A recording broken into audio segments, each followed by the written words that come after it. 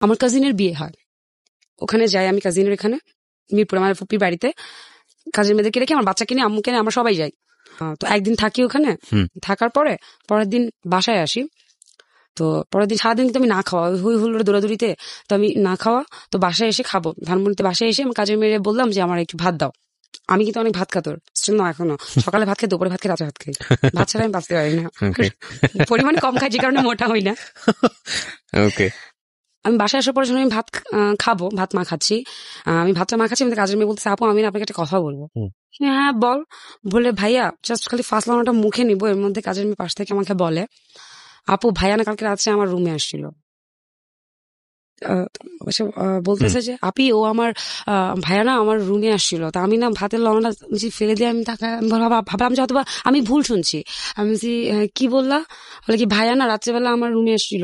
হ্যাঁ আসতেই পারে, তো অলরেডি বিয়ের 1 বছর পার হয়ে 2 বছরে তো আমি বললাম যে কি বলছো আমি বুঝিনি, আবার বলো তো কথাটা। তো সে আমাকে বলতেছে যে আপু ভাইয়া আমার রুমে আসছে। আমি হ্যাঁ আসতে পারে, তো কারণ আমি আমাদের 14 গোষ্ঠীর ভিতরে না ভাই, আমি আমার আশেপাশে তো কখনো এই টাইপের কথা শুনিনি। বলার পরে আমার না, আমি তখন একটা কথা ওকে পাল্টা কোশ্চেন করি যে তোমার গায়ে টাচ করেছে? বলে কি না আপু উনি এসে কয়েকবার প্রস্তাব দিয়েছে। তো আমার তখনও পর্যন্ত ভাই চিন্তা, কারণ আমার মানে মন মানসিকতা, আমি ওকে বলেছি তুমি ওর সামনে বলতে পারবা, যদি ওর সামনে দাঁড়িয়ে বলে তাহলে তো বুঝবো কথাটা সত্য, দুজনকে মুখোমুখি করি। আপনি 100% একজন অনেস্ট ওয়াইফ যে কথাটা বলা উচিত আপনার সেটাই বলেছেন। হ্যাঁ তখন বলে হ্যাঁ পারবো। আমি তুমি শিওর? তো পরে যদি মিথ্যা করিস তাহলে কিন্তু আমি তোর চড়া দাঁত ফালাই দিব। তখন কিন্তু আমি মেয়েটাকে কোনো বকাবকি করিনি, কারণ আমি আসলে কি শুনলাম, কিভাবে হ্যান্ডেল করবো, ফ্যামিলিকেও জানাইনি, কারণ নিজের পছন্দের বিয়ে তো একটা তো নাক থাকে ভাই। এমনিতে ফ্যামিলির অ্যাগেন্স্টে গিয়ে বিয়ে করেছি, ফ্যামিলির ঝামেলার কারণে অ্যাগেন্স্টে গিয়েছি, তো ফ্যামিলিকে তো বলা যাবে না। আমি আগে কুল হলাম, আমার হাত পা কাঁপছে, আমি খাইতে পারিনি, ভাত সরাই দিল। ও আসছে রাত্রে 11:30 কি 12টার দিকে, ওদের টাইমিং কিন্তু উল্টা পুল্টা থাকে, ঠিক থাকে না। আসার পরে আমি খুব ভদ্রভাবে ভাত খেলাম। ওর আবার আসার পরে 1-1.5 ঘন্টা রেস্ট দেওয়া লাগে, দেন ভাত খায়। তারপরে হচ্ছে ফুটবল খেলা দেখে 1-1.5 ঘন্টা, ওর মাঝখানে চা খাবে। তারপরে রাতে 2:30-3টা কমে ঘুমাইতে পারতাম না। আর আমার বাবার বাড়িতে রাতে 10:30-11টার মধ্যে সব ঘুমিয়ে যায়। তো ও ভাত খাওয়ার পেছনে এসে বসে আমি একটা কথা বলবো তোমাকে। হ্যাঁ বলো। তো তাসলিমা একটু এদিকে আয়, কাজের মেয়েটা নাম ছিল তাসলিমা, একটু এদিকে আয়, দরকার আছে একটু রুমে আয়। তো রুমে আসলো, 2টা কাজের লোক, একটা কিন্তু জানে না বাড়ি কাহিনী হয়েছে যে আরেকটার সম্বন্ধে। বয়স কত ছিল? একই এজের, আমরা আপনার একই এজের ছিল। 1-1.5 বছর ছোট ছিল, অনেক সুন্দরী ছিল। তো 2টা কাজের লোক, তো আরেকটা ওর থেকে একটু ছোট ছিল, বাট কাজের লোকগুলো দিত আমার ফুপ্পি। সো এখন এই জিনিসটা আমার ফুপ্পিও তো জানতে পারে, ও যখন চলে যাবে ও কেন গেল, আমার ফুপ্পির কাছে যাইতে হয়, দিয়ে আসি, দেন ফুপ্পি একটা কাজের লোক তাদেরকে আবার দিয়ে আসে বাড়িতে। আমার মাথায় তখন সব এগুলো ঘুরতেছে। তো দুজন, আমি শিওর ছিলাম কথাটা মিথ্যা হবে, 100% মিথ্যা হবে এবং আপনি বের করে দিবেন। হ্যাঁ, তো আমি বেডরুমে দরজাটা লাগিয়ে দুজনকে একসাথে করে আমি তাসলিমা কি হয়েছে বল। ও মাটিতে বসে, তো ও বিছানায় বসে, ও তাকিয়ে আছে। হ্যাঁ কি হয়েছে, কি ওকে ডাকছো কেন বেডরুমে? আমি কি হয়েছে কালকে রাত্রেবেলা আমার সামনে একটু বলতো, আমি বুঝিনি। ভাইয়া আমার রুমে গেছে। আমি কি ভাইয়া তোমার রুমে গেছে মানে? ভাইয়া আমার সাথে থাকতে চাইছে। আমি কি থাকতে চাইছে মানে কি? ও তো আর ইংলিশে সেক্স বলতে পারতেছে না, এটা ওয়ার্ডও জানেও না। ভাইয়া আমার লোকে শুইতে চাইছে, জামাই বউ যা করে তা করতে চাইছে। আমি ওর দিকে তাকাইছি, ও খালি কাজের মেয়েটাকে বলছে তুই রুম থেকে বেরো। অলরেডি তুইতে চলে আসে, যেখানে আমি ওর মুখে কোনোদিন তুই শুনি নাই ভাইয়া। কাজের মেয়েকে বলছে তুই রুম থেকে বেরো। আমি ওরা বলতেছি রুম থেকে বের হবে কেন? ওইটা তো একটা অ্যাপার্টমেন্ট, ফ্ল্যাট বাড়ি, ওইটা তো একটা সমাজ ভাইয়া। তো আমি ও রুম থেকে বের হবে কেন, আগে বলো আমাকে, কি ও যা বলছে সত্য কিনা। তুই রুম থেকে বের হ। তুই বের হয় রুম থেকে, এমন করতেছে। ও বের হয়ে গেল, দরজা লাগাইলাম আমি। কি হয়েছে আমাকে বলো, কি সমস্যা? ও ধাপাধাপ দাঁড়ালো ভাই, দাঁড়ায় প্যান্ট চেঞ্জ করতেছে, ধাপাধাপ শার্ট চেঞ্জ করতেছে, মানি ব্যাগ। আমি কোথায় যাচ্ছ, উত্তরটা দিয়ে যাও, কি হয়েছে, এটা কি সত্য না মিথ্যা? আমি ওরে বারবার বাধাই দিচ্ছি, তুমি যাইতে পারবা না, যাইতে পারবা না। ওদের সঙ্গে ধাক্কা দিল, আমি যে বিছানা করে গিয়ে পড়লাম, বের হয়ে গেল, উত্তর না দিই। রাত্রের অলরেডি তখন 1টা বাজে। তো ও বের হয়ে গেল বাসা থেকে। তো বের হয়ে গেছে, আমি আমার তো ওয়েট করে কান্না করা। মানে ওই সময়টা থেকে আপনি ওকে চার্জ করছিলেন, আপনি রেগে যাচ্ছিলেন? আমি বলছি কি হয়েছে, কথাটা কি সত্যি কিনা আমাকে বলো। ওকে চার্জ করার অপশন কি? ও তো ধাপ করে উঠলো ভাইয়া, প্যান্ট চেঞ্জ করতেছে। এর আগে কি আপনাদের ওই ধরনের কোনো ঝগড়াঝাটি হতো? না না, কখনোই না। এরকম কোনো সিম্পাটি হয়নি আমাদের ভিতরে, কখনো টাকা পয়সা নিয়ে ঝগড়া লাগে নাই। হ্যাঁ, আমি খালি ওকে জিজ্ঞেস করছিলাম একটা কোশ্চেন, এটা কি সত্য কিনা, তুমি কথা বলছো না কেন, তুমি রেডি হচ্ছ কেন, তুমি বের হয়ে যাচ্ছ কেন? তারপর খুব জোরও শাউট করছি না, আমার ছেলে পাশের রুমে ঘুমাচ্ছে। ও ধাপাতে বের হয়ে গেল, আমাকে ধাক্কাটা দিয়ে আমি বিছানায় জাস্ট পড়ে গেলাম। ও আসলে ধাক্কা দিচ্ছে আমাকে সরানোর জন্য সামনে থেকে, নট মারার উদ্দেশ্য, আমি এখন সত্য বলবো। বিছানায় পড়ে গেলাম, ও চলে গেল বের হয়ে। এখন আমি যে দরজা লাগে রুমে কান্না করা ছাড়া, ওয়েট করা ছাড়া আমার তো কোনো অপশন নাই। সে ভোর 6টার সময় আমাকে ফোন দিল। খুব স্বাভাবিক, রাতের বেলা তো অফিসগুলো খোলাই থাকে, চ্যানেলের এডিট কারণ চলতে থাকে। হ্যাঁ, ওখানে গিয়ে অফিসে কাজ করে। এখন আমি ওকে ফোন ধরে না, সকাল 6টার সময় সে আমাকে ফোন দিল। ফোন দিয়ে বলতেছে আমি সরি, ভুল হয়ে গেছে। আমি কি ভুল হয়ে গেছে? আমি বাসায় আসি, তারপরে তোমার সাথে কথা বলি, তুমি রাগ করো না, চিৎকার করো না। আমি আচ্ছা ঠিক আছে, তুমি বাসায় আসো। তো বাসায় আসলো, ও আমাকে আমি বিছানায় বসা, ও আমাকে আমার সামনে বসে মাথা নিচু করে বলতেছে যে আমার ভুল হয়ে গেছে, আসলে তুমিও বাসায় ছিল না, আমার না ভুল হয়ে গেছে, আমার আর কখনো এরকম হবে না, অ্যাক্সিডেন্টলি আমার ভুল হয়ে গেছে, আমি তো আসলে কিছু করিনি, ওকে প্রস্তাবই দিয়েছি। ভাই আমি মেনে নিলাম যে আসলে ভুল হয়ে গেছে, ওকে ওকে অ্যাক্সিডেন্টলি পুরুষ মানুষ, আমি ধরেই নিয়েছি পুরুষ মানুষ, ফাইন। আমি কিন্তু মাথায় এত মানে লজিক্যালি এটা চিন্তা করে বলি নাই যে আমি আজকে যদি কাজটা করতাম তুমি কি করতা, এগুলো কিছুই না। ও বললো ভুল হয়ে গেছে, এখন হচ্ছে ফাইন, ভুল হতেই পারে, বাট একটা জিনিস শিওর হলাম যে বাসায় রাতে বাইরে থাকা যাবে না। ফর আমার ভিতরে ভয়টা ঢুকে গেল। ওই যে আমি একদিন ফুপির বাসায় ছিলাম, ওকে, তো এরকম 10-15 দিন গেল, এখন আম্মুর কাছে আবার কাজের মেয়ের ক্ষেত্রে কি করলেন? ওকে বের করে দিলেন বাড়িতে? না, ও তো ট্রু বলেছে, ও মিথ্যা বলে আমাকে বের করতাম, ও তো থাকতে দেয়নি। ভাই আমাকে বলেছে ও না করে দিয়ে দরজা লাগাই দিছে, সো ও সৎ, ও বেটার, ও ভালো, আমি ওকে কেন বের করবো? আমার হাজবেন্ড প্রস্তাব দিচ্ছে, তাহলে আমার হাজবেন্ডকে বের করে দেওয়া উচিত। ওকে না, ওটা মানুষ না? আমার কাছে যেটা লিগেল সেটা লিগেল। তো আম্মুর বাসায় আমি আসি আবার থাকছি। পরের দিন সকালে গেছি, যে পরে ও অফিসে যাওয়ার পরে আবার একই বিচার, আপু আপনি প্লিজ আমাকে যাওয়ার সময় নিয়ে যান, নাহলে ভাইয়া আমার রুমে ঢোকার জন্য জোরাজুরি করে, ভাইয়ারা ধাক্কা আমাকে রুম থেকে বের করতে হয়েছে। তো সেকেন্ড জিনিস আবার হইলো, আমি কিন্তু তখন আমার ফ্যামিলিকে কিছু জানাইনি। এটা কি ওই মানে যে মেয়েটা কমপ্লেন করছিল সুন্দর যে মেয়েটা, সেটার জন্যই হচ্ছিল? বাকি মেয়েটার ক্ষেত্রে? বাকিটা তো হচ্ছে মাত্র বড় হয়েছে, বাট এতটা সুন্দর না, একটু বড়। তো সেকেন্ড বারও একই বিচার। তখন ভাই আমার মাথাটা অবভিয়াসলি ক্র্যাক হওয়ার কথা, তার মানে দ্যাট মিনস তুমি এটা ভুল করো নাই, ফার্স্টের বাটিটা তোমার ইন্টেনশন ছিল এটা। হ্যাঁ, দেন আমি যখন তাকে ধরলাম, ধরার পরে অ্যাজ ইউজুয়াল আমি তোমাকে অ্যান্সার দিতে বাধ্য না। প্রথমবার আচরণ সেকেন্ড বারের আচরণ কিন্তু এক না। সে আমাকে সেট দিচ্ছে, আমি তোমাকে অ্যান্সার দিতে বাধ্য না। দেন আমি তাকে বলছি তুমি কেন বাধ্য না, তুমি কাজটা করেছো কিনা আমাকে বলো। এরপর ওর সে হয় যে করলে করছি, তুই কি করতে পারবি করগা। এই লাইফে ফার্স্ট আমাকে তুইতে চলে আসলো, করলে করছি তুই কি করতে পারবি করগা, দরকার হলে আমি আরো করবো, ওরা তো কিছু করতে পারি না, তখন এবার কইরেই দেখাবো। ও কিন্তু প্রস্তাব দিচ্ছে ভদ্রভাবে, তখন মেয়েটাকে ওই পর্যায়ে যায়নি। তো আমি ভাই আমি কোনোদিন আমার লাইফে তুই তো কারি শুনিনি হাজবেন্ড ওয়াইফদের মধ্যে। আমি যে ফ্যামিলি থেকে আসছি, আমার চোখ দিয়ে পানি পড়তেছে, আমি কাঁদতেছি। তো তারপর থেকে তার বিহেভিয়ার আমার সাথে একটু ডিফারেন্ট হওয়া শুরু করলো। তো এরপরের বার থেকে যখনই বাবার বাড়িতে যেতাম, সহজে যেতাম না, গেলেও দিনে দিনে ব্যাক করতাম। তো যখনই বাবার বাড়িতে যাওয়া শুরু করলাম, বড়টাকে সাথে করে নিয়ে গেলাম, কারণ আমি ভাবছি ছোট তো, ওটা তো ছোট, ওটা তো কিছু বলবে না, তাহলে হয়তো এটা সুন্দরী বলে শুধু এটা ক্ষেত্রে এরকম হচ্ছে। কারণ আমি তো কাউকে শেয়ার করিনি যে কারোর কাছ থেকে আসলে বুদ্ধি নিব, কাকে শেয়ার করবো, এটা মান ইজ্জত মান সম্মান, যার সঙ্গে শেয়ার করবেন সেখানে সম্মানের প্রশ্ন। আরেকটা জিনিস আমার হচ্ছিল, আয়নায় দাঁড়িয়ে, এটা যে কত বড় একটা অপমান ভাইয়া, যে আমি কাজের মেয়ে দেখে ছোট করে বলছি, তারাও একটা মানুষ, কিন্তু আমি ঘরের একটা ওয়াইফ, আমি কি কাজের মেয়ে থেকে দেখতে এত খারাপ? আর আমার কি নেই যে একটা কাজের মেয়ের কাছে আসলে যাওয়া লাগে? আয়নায় দাঁড়িয়ে কি করতেন? তাকিয়ে দেখতাম নিজেকে, কি নাই ভিতরে ভিতরে, আসলে নিজেকে অনেক ছোট করে ফেলে বিষয়গুলো। আর যদি আপনি কারোর কাছে শেয়ার করতে না পান, তাহলে আরো ছোট হয়ে যান। ভেরি ডিফিকাল্ট স্টোরি, প্রিয় শ্রোতা, খুবই কঠিন একটা গল্প। আমি এই ধরনের গল্প পাইনি কখনো, আমি এত গল্প শুনেছি। আপনি কাউকে জানাতে পারছেন না, আপনাকে হ্যাপিলি লাইফ লিড করছেন বলে সবার সামনে হাসি দিতে হচ্ছে। আমি অনেক সুখে আছি, আমার তো সুখে কেউ নাই, এটা বলাটা না তখন পাপ। আপনি যখন সুখে আছেন তখন সুখ বলা যায় ভাইয়া, বাট আপনি যখন সুখে নেই তখন এটা বলাটা অনেক বড় পাপ মনে হয়, অনেকটা কষ্ট মনে হয়। তো আবার হাসি দিয়ে যখন বলতে হয় যে আই এম হ্যাপি, আমার হাজবেন্ডের মতো হাজবেন্ড হয় না, আমি খুব সুখী। ট্রু। তো আমি ভাবছি তাহলে এটাই হয়তো সুন্দরী, তাই হয়তো এটার জন্যই প্রবলেম। ঠিক আছে, পরে দেখলাম যে না, ছোটটার ক্ষেত্রে একই প্রবলেম শুরু হলো। তো ওই একটা পর্যায়ে প্রতিদিনই হয়, প্রতিদিন তার সাথে আমি সে দিই, ঝগড়া হচ্ছে তার সাথে আমার। একটা পর্যায়ে সে আমাকে মূর্খ বলে গালি দেয়, তুই মূর্খ বলেই তুই কাজের মেয়েদেরকে সামনে দাঁড়িয়ে এটাকে প্রমাণের চিন্তা করতেছিস, তো এটা মেনে নেওয়া উচিত। এই মূর্খ ওয়ার্ডটা আমার খুব মাইন্ডে লাগে। আমি খুব জেদি মেয়ে ছিলাম, আগেই বলেছি। তো আমি আমার বাবার বাসায় আসি, এই ঘটনা কিন্তু এগুলো চলতেছে, কারণ এগুলো প্রতিদিন বলার কিছু নেই। তো বাসায় এসে আমার বাবাকে বলে আমি পড়াশোনা শুরু করবো। অলরেডি তখন বিয়ের 2 বছর। আব্বু আমাকে বলছে যে আব্বু পড়াশোনা করতে দিবে না, কারণ পড়াশোনা করতে দিলে আমি আবার অসুস্থ হয়ে যেতে পারি প্রেশারে। আমি বলছি যে আমি পড়াশোনা করবো, তখন আমি পরীক্ষা দিব না, ক্লাস করবো না, আমি পরীক্ষা দিব। আব্বুকে তো ছেলে হয়ে গেছে, তুই সুখে আসছিস, তুই সংসার করছিস, পড়াশোনা দিয়ে কি দরকার? আমার কথা শুনে আমি পড়াশোনা করবো। আমাকে মূর্খ বললো কেন? সে একটা সার্টিফিকেট হলো আমার লাগবে, এসএসসি সার্টিফিকেট হলো আমার লাগবে। থ্যাঙ্কস টু হিম, সে আমাকে মূর্খ বলে গালি দিয়েছিল। থ্যাঙ্কস টু হিম, আসলে থ্যাঙ্কস থাকে। তো আব্বুকে অনেক জোরাজুরি করে আমি আমাদের এলাকার মিরপুর এলাকায় একটা স্কুলে ভর্তি হলাম, যেখানে ক্লাস করা লাগে না, জাস্ট পরীক্ষা দেওয়া লাগে প্রভাবশালীদের, সো প্রবলেম হয় না। বাসায় 2টা টিচার রাখা হলো। তো আমার হাজবেন্ডের স্পেশালি, তুমি আমার কাছে পারমিশন নিয়েছো, তো খরচ দিবে আমার বাপ, সবকিছু করবে আমার বাবা, তো পারমিশনের তো কোনো দরকারই নেই। বাট ওরকম লেভেলের পর্যন্ত আমি তার সাথে আমি যাই নাই। আমি তাকে বলেছি না দেখো আমি আসলে পড়াশোনা করতে চাচ্ছি। সে যে আসলে আমাকে মূর্খ বলাতে আমি পড়াশোনা করতে চাচ্ছি আমি তাকে বলিনি। আমার যে ছিল আমি এসএসসি কমপ্লিট করবো, সার্টিফিকেট নিবো, তারপর ওকে গিয়ে বলবো তুই আমাকে অমুক টাইম একদিন মূর্খ বলছিলি কাজের মেয়েদের সামনে। তো আমি পাশাপাশি এখন একটু একটু করে বাসায় টিচার রাখা হলো, ইংলিশের একটা, ইংলিশ অঙ্ক একটা, আর অ্যাকাউন্টিং এর একটা।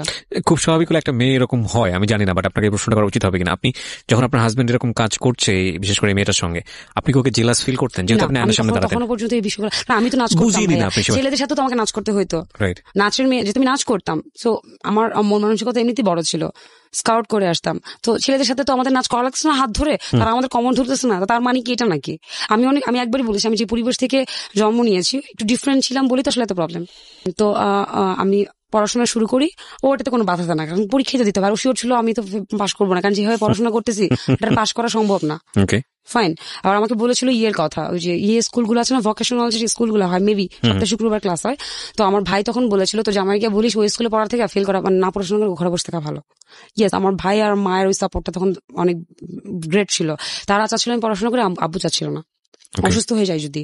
আর আম্মু যেহেতু ওই সময়কারই সে বিয়ে কমপ্লিট করা মহিলা ছিল, সে তো চাইবে ডিগ্রি কমপ্লিট করা, সে তো চাইবে যে আমার তার ছেলে আমি পড়াশোনা করবো।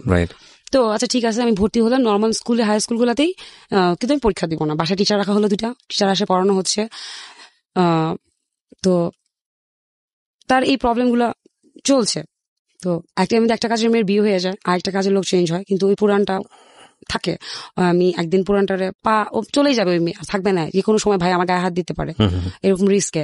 তো আমি একদিন একটা দরজা লাগাই, কাজের মেয়েটার পা জড়িয়ে ধরে বলি তোর আমার বোন লাগিস প্লিজ, তোর পা ধরি, কারণ ও চলে যাওয়া মানে হচ্ছে আমার ফুপির কাছে কথাটা চলে যাওয়া, তখন একদম পুরো ফ্যামিলিতে চলে যাবে, হ্যাঁ তখন আমার বাবা মাকে জানা না এগুলা। তো তোর পা ধরি, তুই আমার জাস্ট এসএসসি কমপ্লিট পর্যন্ত থাক, তাও তুই যাইস না, কারণ আমার ছেলেটাকেও তো ও পালতেছে, আমি দুজন মিলে, তো তুই যাইস না। তো এটা আপনি বুঝবেন না, একটা হাজবেন্ডের অপরাধে একটা বউকে যখন আরেকজনের পা ধরতে হয়, বলিস না। এবং আমার মধ্যে এটাও ভয় হচ্ছিল, আপনারা প্রশ্ন করতে পারেন যে কাজের মেয়েটাকে চেঞ্জ করলাম না কেন, এরপরে কাজের মেয়েটা যদি তাকে না দিয়ে দেয় তখন আমি কি করবো, ওটা যদি খারাপ হয়, এটা তো ভালো ছিল বলি আমাকে বিচার দিচ্ছে, সে আটকে রাখছে। আমাকে তো কাজের মেয়ে লাগবে ভাই, এত বড় অ্যাপার্টমেন্ট আমি সামাল দিতে পারবো না, যে স্ট্যাটাস আছে সেটা। কিন্তু ওই মেয়ে যদি ওকে দিয়ে দেয়, ওই মেয়ে যদি আমাকে সে বিচার না দেয়, অনেক কাজের লোক আছে, তাদের ক্যারেক্টারিস্টিকের প্রবলেম আছে। আমি সবাই কাজের লোক মানি যে খারাপ হবে তা কিন্তু না, আমি হ্যাটস অফ দিই ওই মেয়েটাকে, যে মেয়েটাকে আসলে আমার বোনের মতো করে আমার পাশে ছিল। তো আমি ওর পা ধরি, ওই সময়টা আসলে একটা মেয়ে যে কত ছোট হয় আমি আপনাকে বলবো, একটা স্ত্রী, একটা ওয়াইফ জানে তার হাজবেন্ডের মান ইজ্জত রাখতে গিয়ে তাকে কত কিছু করতে হয়। একটা হাজবেন্ড, আপনারা যারা বাইরে থাকেন তারা মনে করেন কি আপনার ঘরের বউরা কি আর করতেছে, ঘরে বসে আছে, খাওয়া দাওয়া করতেছে, রান্নাবান্না করতেছে, টিভি সিরিয়াল দেখতেছে, ওদের তো কোনো কাজ নেই। আর প্রতিনিয়ত আপনাদের মান সম্মান আসলে আমরা বহন করে চলি। তো হ্যাঁ, আমার কথা হচ্ছে যে ওকে বিদায় করা মানে এটা, তো এভাবে চলতেই থাকে। তখনই যখন এরকম বারবার করে, তখন আমি আসলে বুঝতে পারি ওর ক্যারেক্টারিস্টিক এই প্রবলেম, নট ও ভুল করছে। সো দ্যাট মিনস ওর যে প্রেজেন্টাররা আছে আসলে বলেন আপনারা আমাদের কি খারাপ করেন, বউরা খারাপ হয় না, হাজবেন্ডের বউদেরকে খারাপ করেন, সন্দেহ করতে বাধ্য করেন, তাইলে কি কিছু আছে? কিন্তু আমি কখনো ওকে জিজ্ঞেস করতাম না, ঝামেলা করতাম না। তো আমি এরকম শুটিং গুলাতে প্রায় যাওয়া শুরু, আগ্রহ দেখা, মানে সন্দেহটা তৈরি হলো আপনার, এবং আপনি হ্যাঁ, কিন্তু ওকে আজকে তো মিডিয়ার একদম 12টা বাজিয়ে দিবেন আপনি, আমার চিন্তা মনে হচ্ছে। Okay, but story we respect the ground, জীবন গল্প, এখানে প্রত্যেকটা মানুষ, আমি খুব দ্ব্যর্থহীন কণ্ঠে বলি, একজন ভিক্ষুক থেকে শুরু করে সমাজের একেবারে উচ্চতলের মানুষ, সবার জন্য এখানে জায়গা আছে, প্রত্যেকের গল্পই গল্প, সেটা সমাজে যে জায়গাটাকে আঙ্গুল করুক না কেন, but essence of the story আমরা নেবার চেষ্টা করবো। এখানে মিডিয়া কিংবা প্রডিউসার কিংবা সে অনেক সম্ভ্রান্ত পরিবারের মেয়ে, এই বিষয়গুলোকে আমরা দেখার না চেষ্টা করি, বরং আমরা গল্পের জায়গাটাকে বোঝার চেষ্টা করি যে আসলে কী কারণে সংসারটা কী অবস্থায় চলে গেল। হ্যাঁ, এই জায়গাটাকে দেখার চেষ্টা করি, যে কোনো মানুষের জীবনেই হতে পারে, হয়তো মিডিয়াতে কাজ করছেন বলেই হয়তো বিষয়টা বেশি ফ্ল্যাশ হয়, যে কোনো মানুষই তার লেভেল থেকে খারাপ হতে পারেন, সুতরাং আমরা বিষয়টা কীভাবে না দেখি। ওকে, তো এখন আমার ইয়েটা বাড়তে থাকে, সেই তুলনায় কিন্তু আমার মানসিক প্রবলেমগুলো বাড়তে থাকে, সন্দেহ হতে থাকে, ওই কনভার্সন ডিসঅর্ডার। আমি তাকে তো এগুলো বলছি না যে আমি তোমাকে সন্দেহ করছি প্রেজেন্টারদেরকে দিয়ে, আমি অনেক মানে বুদ্ধির সাথে এগুলো হ্যান্ডেল করতাম। তো আমি তো চলো তোমার শুটিংয়ে যাই, আমিও শুটিংয়ে যেতাম। কিছু শুটিং করতো প্রোগ্রামগুলোতে, বিভিন্ন প্রোগ্রাম হয় না ঈদ উপলক্ষে, বিভিন্ন যে সাপ্তাহিক প্রোগ্রামগুলো আপনারা টিভিতে দেখেন, আমি নামগুলো না বলি, তো এই টাইপের প্রোগ্রামগুলো তো সে শুটিং হয় না, বিভিন্ন হাউসে হয়, যে হাউস থাকে না, তো তখন ভাইয়া একটা বাসা কাজের মেয়ে ছাড়া না, সে এত সুন্দর সুন্দর প্রেজেন্টার থেকে ছেড়ে দেয়, এটা আপনার খুব স্বাভাবিক, আপনি সন্দেহটা করতেই পারি আমি। ওকে ফাইন, হ্যাঁ, তো আমি শুটিংগুলোতে যাওয়া শুরু করি, এই ওর ফোন ভিতরে ভিতরে লুকায় সার্চ করা শুরু করি। অলরেডি বিয়ের কিন্তু 3 বছর পার হয়ে গিয়েছে। তো একটা সময়ে আমার এসএসসি চলে আসে, আমি অনেক প্রেশারে থাকি, আর অলরেডি কিন্তু আমার ঘুমের ওষুধের ডোজ বাড়তেই থাকে, ডাক্তারদের কাছে রেগুলার যাই, মানসিক টেনশন। মোহিত কামাল স্যার ওষুধ বাড়াতে থাকে ডোজ, উনি আমার হাজব্যান্ডকে নিয়ে আসতে বলেন, বাট আমার হাজব্যান্ড সো কল তার সে জেনে যাবে আমি তার ওয়াইফ, এই কারণে সে যায় না। মোহিত কামাল আগে থেকে তাকে শুনে বলেন সে যায় না। তো মোহিত কামাল স্যার খুব মজা করে একটা আছে যেটা আমি আসলে প্রত্যেকটা মানসিক রোগীর জন্য দিতে চাই, যে আসলে যে সমস্ত ওয়াইফদের হাজব্যান্ডরা এরকম বাইরে মেয়েদের সাথে বিভিন্ন কাজে লিপ্ত হয় বলে আমরা জানি বুঝি, তো তাদের জন্য আসলে একটা সে, তো মোহিত কামাল স্যার আমি যেন টেনশন না করি আমাকে একটা সে দেয় যে দেখো তুমি যেরকম টয়লেটে গিয়ে শেষ করে আসো, তেমনি পুরুষ মানুষের কাছে রাস্তায় দেয় বিভিন্ন জায়গায় গিয়ে সেক্স করাটা এরকম একটা বিষয়। তো তোমার মধ্যে যেরকম কোনো ফিলিংস নেই শেষ করার, পুরুষ মানুষের ওই টাইপের পুরুষদের সেক্স করার কোনো ফিলিংস নেই, তুমি ভাইবো না সে ফিলিংসের সই শুধু তোমার সাথেই করে, তুমি তার ভয়। এটা আপনাকে মানে সান্ত্বনা দেওয়ার জন্য বলে, আই নো দ্যাট। তো ঘুমের ওষুধ বাড়তে থাকে, তো আমার এসএসসির সামনে, তো আমার বাবা আমাকে একটা কথা বলতে থাকে, মা তুই ফেল কর, তাও তুই আমার পরীক্ষার জন্য প্রেশার নিস না, তুই ফেল কর। আর আমার মানে ভাই বলতে থাকে, দেখ মানিজ্জত আমাদের ফ্যামিলি থেকে ফেল করে না, তুই 1.90 পায় কাটায় পাস করিস, কিন্তু আমার তো প্রেশার নিয়ে লেখাপড়া করা নিষেধ ছিল। তো ভাইয়া আল্লাহর রহমতে পরীক্ষা দিই 4.19, ওকে, কোনো ক্লাস করা ছাড়া। এইসব সংসারের মানসিক টেনশন সব কিছু নিয়ে পড়াশোনা, বাচ্চাও তো বড় হচ্ছে, বাচ্চাকে পালছি আমি, এখানে বেবির কথাটা একটু পরেই বলবো, বাচ্চা পালছি আমি। তো যখন রেজাল্টটা আসে ওই আমাকে ফোন দিয়ে বলে যে এটা কি আসলেই তোমার রোল নাম্বার? ও শক থাকে, তখন আমি বলি যে হ্যাঁ আমার নাম এইটু রোল নাম্বার। তুমি তো অনেক ভালো করছো, কারণ ওরা ধরে নিয়েছিল আমি ফেল করবো। তো এভাবে এসএসসি কমপ্লিট করি, আমি ইন্টারে ভর্তি হই একটা কলেজে। আমার ছেলেকেও স্কুলে ভর্তি করা, এটা ইংলিশ মিডিয়ামে ধানমন্ডির, আমি নামটা না উল্লেখ করতে চাচ্ছি। তো এরকম ও আমার ছেলের কখনো কোনো ডাক্তারের কাছে বলেন টিকা দেওয়া বলেন, কোনো কিছুতে কিন্তু ও যায় না, আমি কাজের মেয়েদেরকে নিয়ে বা আমার মাকে নিয়ে যাচ্ছি। ওকে, জাস্ট শুধু ফার্স্ট মানে স্কুলে ভাইবা হওয়ার দিন যাওয়া লাগে প্যারেন্টসদেরকে ইংলিশ মিডিয়ামে, তো বেসিক্যালি আসলে বাচ্চাদের হয় না, এই ভাইবাটা আমাদের বাপ মাদেরই হয়। তো আমি যাই, ও যায়, ওই একদিনই শেষ। তো সে তো সকালে যায়, রাতে তার আসার কোনো ঠিক ঠিকানা নাই। তো হঠাৎ তার যে প্রেজেন্টারটা থাকে একটা মেয়ে, এরকম রাত বিরাত তাকে ফোন দিতে থাকে। আচ্ছা প্রেজেন্টারটা তো একটা দুটোর সময় কী কাজ? এবং আমি হঠাৎ করে খেয়াল করি যে এই একটা নাম্বার, যে আমাকে বলতেছে সে প্রেজেন্টার রাইট, বাট আসলে নাম্বারটা সেভ করা না, কারণ ওর প্রত্যেকটা নাম্বার সেভ করা থাকে প্রেজেন্টারদের, তো নাম্বারটা সেভ করা না। তো দেন আমি নাম্বারটা বের করি, এবং আমি যে নাচ করতাম মেয়েটা হচ্ছে ওই একটা ভাইয়ার সাথে আগে নাচ করতো অনেক আগে, আমি মেয়েটাকে চিনতাম যে নামটা সে বলছে এখন বর্তমান প্রেজেন্টার তার, কিন্তু নাচ করতো। তো আমি বুদ্ধি করে ওই ভাইয়াটাকে ফোন দিই যে ভাইয়া তুমি না বলেছিলে আমার হাজব্যান্ডের সাথে যে কাজ করছে নাচ করতো, তো ওর ফোন নাম্বারটা আমাকে একটু কালেক্ট করে দিতে পারবা? আমি আসলে নাম্বারটা মিলাবো। পরে দেখলাম যে রাইট, ভাইয়া নাম্বারটা দেওয়ার পরে দেখলাম এই মেয়ে ওই মেয়ে, কিন্তু ও প্রেজেন্টার বলতেছে অন্য একটা মেয়ের নাম, এই মেয়ের নাম বলছে না। ও তো 2-3টা প্রোগ্রাম হতো সাপ্তাহিক, তো এই মেয়ে ওই মেয়ে না, নতুন মেয়েটা না। তো রাতে 2টা-3টা বাজে কিসের প্রেজেন্টার? দেন আমি তার সাথে রাগারাগি করি একদিন যে রাত 12টার পরে তুমি যখনই বাসায় ঢুকো, রাত 2টা-3টা বাজে তুমি যখন অফিসে থাকতেছো তখন ফোন ধরো, কিন্তু বাসায় ঢুকার পর সেটা রাত 12টা হয়ে যায়, তুমি আর ফোন পিক করতে পারবে না। Okay fine. হঠাৎ করে তুমি ঘুম ভাঙে দেখি সে পাশে নেই। তো আমি উঠে গিয়ে দেখি যে সে আমার গেস্ট বেডরুমের বারান্দাতে গিয়ে একটা কারোর সাথে ফোনে কথা বলছে। তো আমি চুপ করে পিছনে গিয়ে দাঁড়াই, তো সে কথা বলছে, আমি কথাগুলো না বলি কি বলছে, তারা রোমান্টিক কথাবার্তা বলছে, আমি পিছনে দাঁড়িয়ে চুপ করে দাঁড়িয়ে আছি যেন সে ফিরলে আমাকে দেখে। নট আমি লুকিয়ে শুনছি, কিন্তু আমিও মুখোমুখি দাঁড়ানো, কিন্তু ও তো গ্রিল ধরে আকাশের দিকে তাকিয়ে আকাশ বাতাস নিয়ে কথা বলছে, তার তো আর পিছনে দেখার দরকার নেই, তাই না? তো আমি দাঁড়িয়ে আছি, তো সে যে কথাটা বলাটা বন্ধ করে পিছনে ফিরে আমাকে সে দেখার পর আমাকে বলছে তুমি এখানে। তখন আমি হাসতে ততদিন আসলে আমার আর কিছু নাই, তার প্রতি প্রেম ভালোবাসা শ্রদ্ধা, সবচেয়ে বড় একটা ওয়াইফের হাজব্যান্ডের প্রতি সেটা হচ্ছে, আপনারা বলেন কি আমি জানি না, ট্রাস্ট, সেকেন্ড হচ্ছে শ্রদ্ধা বোধটা থাকতে হয়, তাহলে সেখানে ভালোবাসা থাকে না। তো আমি যদি সে 10 বছরের বড় হোক আর আমার সেম এজই হোক আমার হাজব্যান্ড, আমি তাকে শ্রদ্ধাই না করি, তো ততদিনে আমার তার ভিতরে তার জন্য আমার সম্মান প্রেম ভালোবাসা আর কিছু নেই। তখন আমি আমার ফ্যামিলিকে কিছু জানাইনি। তো আমি যখন সে পাল্টা ঘোরার পর আমাকে দেখে, আমি হাসি দিয়ে তাকে বলি শেষ, চলো ঘুমাতে যাই, বলে আমি সোজা ঘুমাতে চলে যাই। গিয়ে আমি বালিশ চাপা দিয়ে ভাই কীভাবে কান্না করেছি আমি জানি। আজকে কথাগুলো বলতে গিয়ে আমার খারাপ লাগছে না, আমি হাসছি, কারণ আমি জানি আমি যেহেতু একটা মানসিক রোগী অসুস্থ ছিলাম, কোনো ফ্রেন্ড ছিল না, আমি বিষয়গুলো একা কীভাবে ভিতরে ডিল করেছি এটা তো ও জানতো। ওর কথা হচ্ছে স্বাভাবিক না, আমি যদি একবার মেনে নিয়েছি সো মেনে না, ওর তো নিজে থেকে একটা ভয় থাকা উচিত ছিল। আমি মানে প্রত্যেকটা মানুষ কিন্তু তার নিজের জায়গা থেকে জাজ করে, তো আমি যেটা জাজ করছি এখন কি বলবো, না সেটা ঠিক আছে, আপনার জায়গা থেকে আপনি ভেবেই বলবেন, ঠিক আছে, কিন্তু ওর জায়গা থেকে একটা ভয় পাওয়াটা স্বাভাবিক ছিল। ভয় পাওয়াটা স্বাভাবিক জায়গাটা নাম্বার 1, যে ও আপনাকে বিয়ে করেছে এবং সেটা হচ্ছে আপনার ফ্যামিলি যে স্ট্যাটাসটা, এটা ওর স্ট্যাটাসের চাইতেও ভয়ঙ্কর রকমের পাওয়ারফুল একটা স্ট্যাটাস। নাম্বার 2, সেটা হচ্ছে যে ও তো আপনাকে সবকিছু জেনে জেনে বিয়ে করেছে। কনভার্সন ডিসঅর্ডার ইজ মারাত্মক রকমের ডিসঅর্ডার। তো সুতরাং এই অবস্থা থেকে আপনাকে যদি মানসিক চাপের মধ্যে রাখে, ও তো নিজেও একটা বিপদে পড়বে। ওর তো কিছু যায় আসে না ভাইয়া, কারণ আলটিমেটলি আমাদের ফ্যামিলিতে ডিভোর্স বার্টার নাই, সো সেকেন্ড বিয়ার হচ্ছে না। আর আমার বাবা আমাকে সুখী করার জন্য যা, আমার সুখ হচ্ছে ও, এটা ওর ধারণা। সো আমাকে হ্যাপি করার এগুলো জন্য সেও জানতো এবং এগুলো সে সুযোগ হিসেবে নিচ্ছিল। কারণ আমি তো কাঁদছিলাম, আমি ওর পা ধরতাম, পা ধরে কান্না করতাম যে প্লিজ ব্যাক করো আমার life. Oh so this is another point, প্রিয় শ্রোতা। এতক্ষণ পরে আমার কথা বলার জায়গা তৈরি হয়েছে। ইনফ্যাক্ট আমি এতক্ষণ ধরে শুনছিলাম, একটা মানুষ যদি ভুল করে এবং সেই ভুল করা অবস্থায় আপনি বুঝতে পারছেন যে মানুষটাকে আপনি অনেক লাভ করেন এবং আপনি যদি তার উইকনেসটা শো করেন, আপনার উইকনেসটা, লাভের উইকনেসটা, তাহলে আপনি গেছেন। মূল কথা হচ্ছে যে সে আরও বেশি খারাপ করতে থাকবে এবং আপনার কিছু বলার থাকবে। সে তো ওই একটা পার্সনই ছিল না যে কিনা আমাকে ফার্স্ট বুঝতে পারতো বলে আমার ধারণা ছিল, ও তো ওই পার্সনটাই ছিল। সো আপনি যেটা করছিলেন যে কোনোভাবে হোক না কেন তাকে ফেরানোর চেষ্টা করছিলাম। Okay fine. ও তো একটা মানুষের প্রতি, একটা মেয়ের প্রতি এরকম ছিল না। আমি বললামই তো, আমি শুরুতে যে আমি বুঝিয়ে গিয়েছিলাম ততদিনে যে ওর ক্যারেক্টারিস্টিক পাবো। ফাইন। আপনি যে রেসপেক্টেড যে সাইকিয়াট্রিস্টের কথা বলেছেন, ওনার সাথে কি বিষয়গুলো ডিসকাস করতে?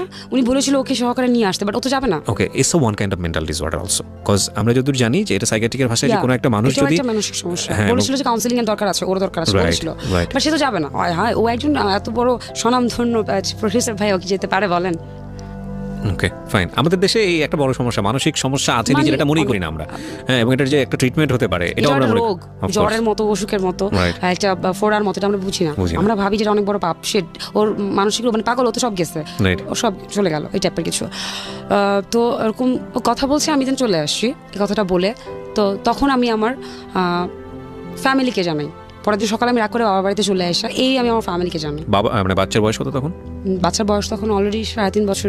আমি ইংলিশ মিডিয়ামে ভর্তি করেছি প্লেতে, ধানমন্ডিরই একটা ভালো বড় পরিচিত একটা ইংলিশ মিডিয়ামে। তো বাচ্চাকে নিয়ে আমি রাগ করে বাবার বাড়িতে চলে আসে। দেন প্রথম বলি যে গত 3 বছরে 3.5 বছরে আমার লাইফে কি কি হয়েছে। কাকে বলেন? বাবা মাকে।